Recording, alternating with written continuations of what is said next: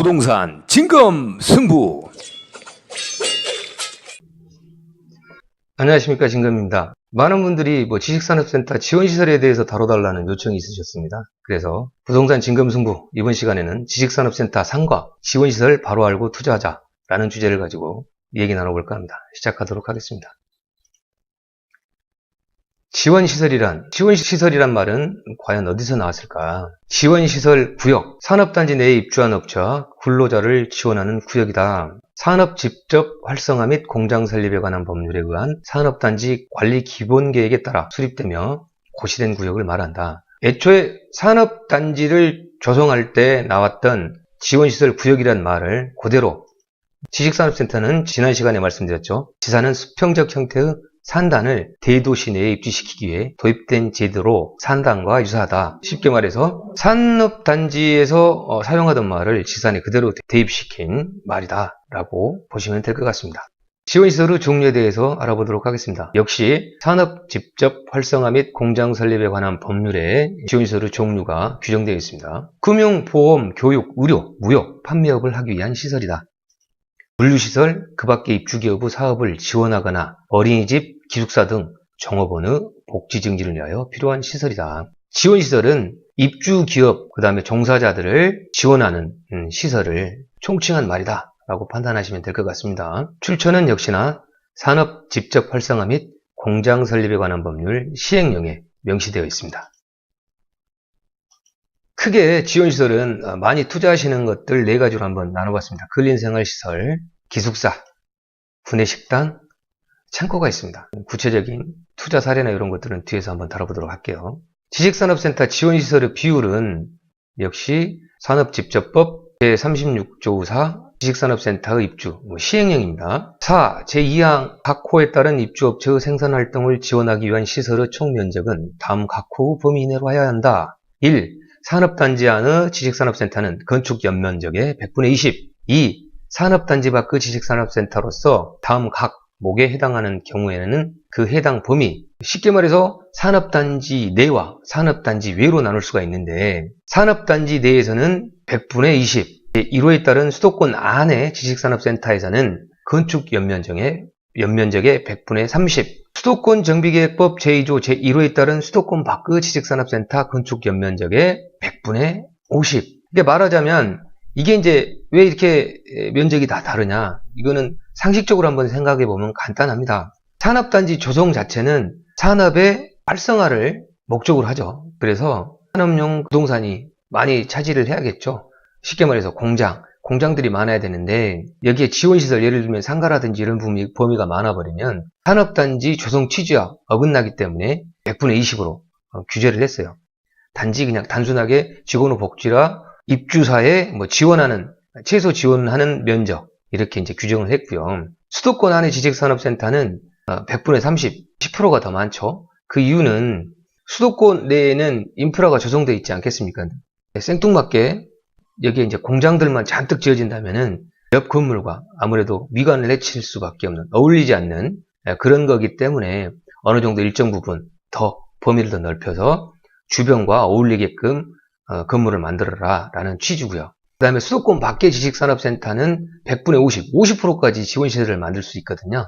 그 이유는 또 간단합니다. 수도권 밖은 지방이기 때문에 아무래도 인프라가 많이 갖춰지지 않았겠죠. 그렇기 때문에 이왕이면은 그 지역에 상가나 이런 것들, 지원시설 규모가 많으면 다른 지역 주민들도 이용할 수 있는, 쉽게 말해서 랜드마크 될 수 있는 지역 발전에도 도움이 되기 때문에 100분의 50까지 허용한다 라고 보시면 될 것 같습니다. 출처는 산업 직접 활성화 및 공장 설립에 관한 법률 시행령입니다. 그렇다면 여지껏 계속 수도권이 기준이었는데 수도권의 범위는 뭐냐? 수도권 정비계획법에 규정되어 있는데요. 제2조 수도권에 포함되는 서울특별시 주변 지역의 범위는 수도권 정비기획법 이하 법이라고 한다. 제2조 제1호에서 대통령령으로 정하는 그 주변 지역이란 인천광역시와 경기도를 말한다. 이제부터는 여러분들께서는 수도권이라고 한다면 서울을 포함한 인천광역시와 경기도다라고 생각하시면 되겠습니다. 역시나 지원시설도 수익형 부동산에 포함되죠. 그렇다면 수익형 부동산에서는 이 3가지를 굉장히 고려를 해야겠죠. 첫 번째는 황금성, 안정성, 수익성 이 세 가지를 고려해서 높은 점수를 받는 물건 자체가 투자 가치가 높다라고 달리 말할 수 있겠습니다. 항상 이 세 가지를 고려하시면서 입지 분석이나 물건 분석을 하시기 바라겠습니다. 그렇다면 지원시설 중에 가장 많이 투자하는 지식산업센터 상가 투자 시 유의사항에 대해서 한번 알아보도록 하겠습니다. 역시나 이용 가능한 배우 수요를 확인하는 거죠. 특히나 지식산업센터 같은 경우에는 주 5일제 근무에다가 그 다음에 현 정부에서 근로시간 52시간으로 법으로 정해놨기 때문에 예전처럼 야근이나 특근이 별로 없어요. 그렇기 때문에 공휴일에 가보면 거의 상가는 문 닫는 곳이 많습니다. 그래서 여러분들께서 지식산업센터 상가에 투자를 하고 싶으시다 라고 한다면 기존에 있는 상가에 투자를 하신다면 공휴일에 한번 가셔서 주변 상황을 한번 살펴보시면 한눈에 단박에 알아내실 수가 있겠죠. 그리고 이제 분양 상가를 투자하신다고 한다면은 주변 상권에 대해서 한번 확인을 해보시고 지식산업센터에 어떠한 업체들이 들어오는지 그 다음에 주변 인프라가 어울릴 수 있는지 주거 시설이 주변에 산재에 있어가지고 지식산업센터와 어울릴 수 있는 요건을 갖췄는지 이런 것들을 꼼꼼하게 살펴보시고 투자하시기 바라겠습니다. 그리고 이제 또 하나가 자금 계획을 세워야 되잖아요. 대출 가능 여부를 확인은 또 필수입니다. 상가의 경우는 50%까지 대출이 가능한데요. 여신에 따라 더 안 될 수도 있습니다. 개인 여신 상태에 따라. 그리고 분양가가 10억, 대출가가 10억이 넘어가면 본정 승인이에요. 아무래도 지점에서 처리할 수 있는 금액보다는 본점은 더 까다롭게 하기 때문에 대출 가능 여부 확인은 필수입니다. 그리고 또 하나가 상가의 경우 지식산업센터 상가든 아니면 그냥 상가 건물 분양이든 간에 독점이라는 말을 많이 쓰죠. 주로 이제 독점은 약국이나 편의점 그리고 지산의 경우에는 구내식당을 얘기를 하는데요. 분양계약서에 확실하게 독점이라고 명시가 되어 있는지 확인을 꼭 하셔야 됩니다. 왜냐면은 차후에 경쟁업종이 생긴다고 하면은 분양계약서를 들고 관리단이나 이런 게 항의를 해서 입점을 막을 수 있는 근거가 되기 때문이죠. 상가가 많이 활성되다 보니까 상가 분양 사기가 사례가 많습니다. 약국 같은 경우에는 분양가도 높고 그 다음에 이제 특수한 목적이잖아요. 병원이 입점했을 때 효과가 크기 때문에 이런 뉴스도 나왔네요. 상가 병원 연다더니 그 의사는 배우였다. 잘생긴 배우였는지 간단하게 읽어보면 뜻밖 그 장소에서 마주친 의사 약국 눈탱이 쳐서 병원 짓는 거죠. 최씨 약국 인근의 신축 건물을 분양받고 있는 분양업자가 말했다. 최씨는 사기를 당했다. 계약서는 달리 진료실이 3개뿐이었고 이 얘기는 뭐냐 구체적으로 요약해 보면 계약 기간을 속이고 임대 면적을 부풀린 거죠. 예를 들면 분양 사원이 3층, 4층, 5층을 통으로 쓰는 어느 병원에 10년 계약을 했습니다. 그리고 수익률은 10% 정도 되겠네요. 라고 해서 그것만 믿고 계약을 했어요. 약국 경우에도 마찬가지죠. 그 정도 큰 규모라면 처방전이 많이 나오기 때문에 나중에 매도를 할 때 권리금도 굉장히 많이 받을 수 있습니다. 그래서 분양가가 다소 높더라도 좀 무리해서라도 분양을 받는 그런 경우죠. 그리고 병원 같은 경우에 2층, 3층이 통으로 들어온다 라고 했어요. 그러면 그 각 구분 소유 상가들을 속여가지고 이제 이 병원이 어차피 통으로 쓸 거니까 그렇게 해서 분양을 받았는데 결국에는 면적이 작아졌다거나 아니면은 분양이 아니죠. 임대 계약 자체가 파기됐다거나 이래서 오롯이 그 고통은 수분양자가 떠안는 시행사는 이제 빠져나갈 구멍을 확실히 해놨죠. 자기는 분양 대행사랑 계약을 맺어서 분양 대행사가 했기 때문에 자기는 책임이 없다. 선량한 관리자의 주의 의무 위반사항이라고 하는데 그것조차도 벗어날 이제 꼼꼼하게 잘 만들어 놓죠. 사례는 그렇습니다. 시행사가 분양 컨설턴트랑 회사랑 계약을 맺는 거죠. 그럼 컨설턴트는 이제 배우 의사를 구하는 거죠. 의사를 구해 가지고 계약을 맺습니다. 물론 이제 계약금 같은 경우에는 컨설턴트가 내겠죠. 그리고 이제 특약사항에 당사자의 사정상 언제든 중도 해지할 수 있다라는 특약을 넣어놓는 거죠. 그리고 분양이 다 끝난 시점에 얼추 들어간다. 이제 뭐 준공이 다 끝나고 잔금이 치러지고 할 즈음에 이제 계약을 파기해버리는 그런 사례죠. 그러면 결국에는 2층, 3층의 구분 소유자 또는 약국, 그에게 프리미엄까지 주고 들어온 약국은 고스란히 공실의 리스크라든지 그런 고통들을, 금전적인, 정신적인 고통을 떠안는 것입니다. 예를 들면 분양 시에 그 사기에 대한 대처법은 뭘까? 첫 번째는 병원과 신탁사의 임대차 계약서를 확인하는 거죠. 중도계약 해지 사유가 무언지, 특약사항, 수분양자들한테 피해가 갈 만한 사례가 뭔지를 꼼꼼하게 살피는 거예요.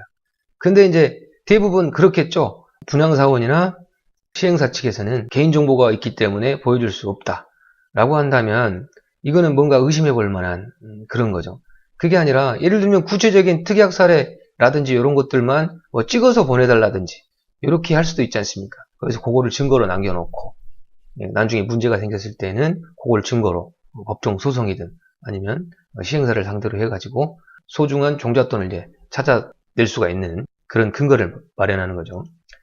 그리고 이제 시행사 차원은 확인서를 발부받는 거죠. 손해에 대한, 나중에 이제 만약 앞전 사례처럼 그런 문제가 발생했을 때 시행사가 계약을 원래대로 계약을 해제시켜 준다든지 아니면 그 손해를 시행사가 메꿔준다든지 이런 확인서를 발부받는 거죠. 사실상 이게 어렵잖아요. 혼자가 가서 다투기에는. 그렇다면은 뭐 보통 보면 이런 사기를 칠 때 그 구분 소유자들이 꽤 많아요. 2층, 3층, 4층 뭐 건물을 통으로 쓴다거나 뭐 이런 경우들이 되게 많아서 그 수분양자들을 다 모아가지고 시행사랑 딜을 하는 거죠. 그렇게 해가지고 확인서를 발부받는 방법도 하나의 방법이겠습니다. 물론 어렵죠. 어렵지만 최소한의 안전장치는 하고 가야 되지 않나 싶습니다.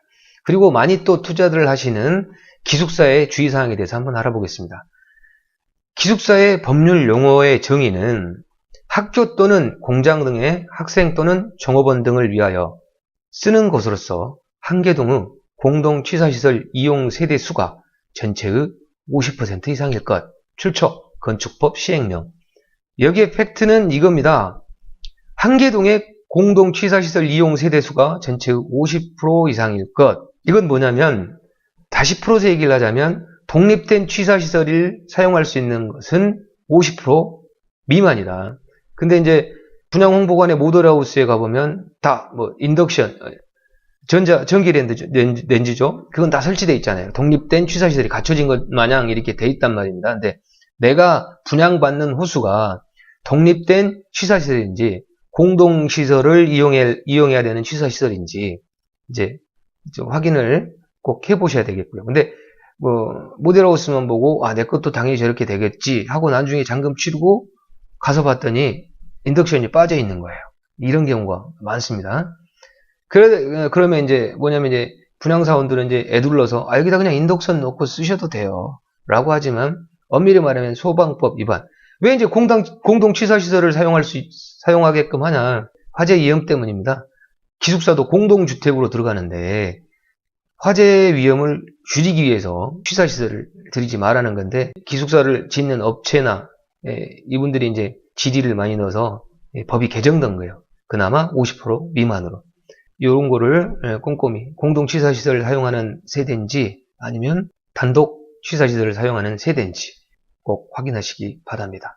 그리고 또 하나가 상가랑 똑같죠. 배후 세력 사용할 만한 가치가 있는 건지.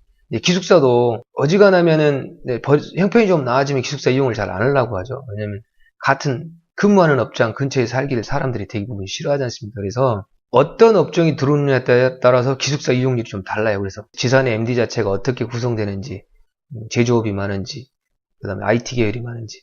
IT 계열이 많으면은 연구, 개발 뭐 이런 것들 많기 때문에 기숙사 사용을 주저하지 않습니다. 근데 제조업이나 이런 것들도 사회초년생들 위에는 아주 집이 먼 사람들 위에는 뭐 기숙사를 잘 사용 안 하니까 이런 것도 꼼꼼히 한번 살펴보셔야 될 것 같습니다.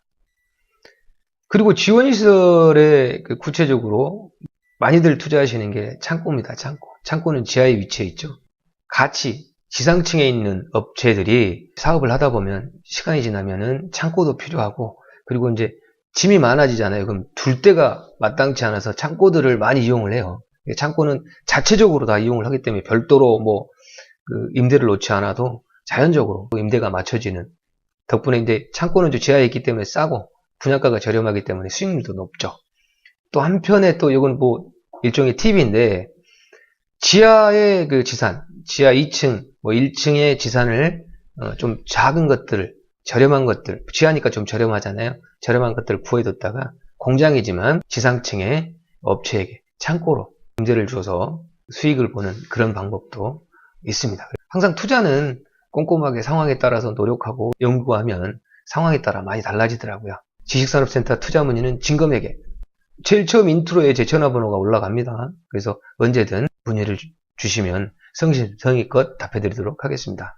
여러분의 성공 투자를 기원합니다. 구독과 좋아요 부탁드리겠습니다. 감사합니다. 진검이었습니다.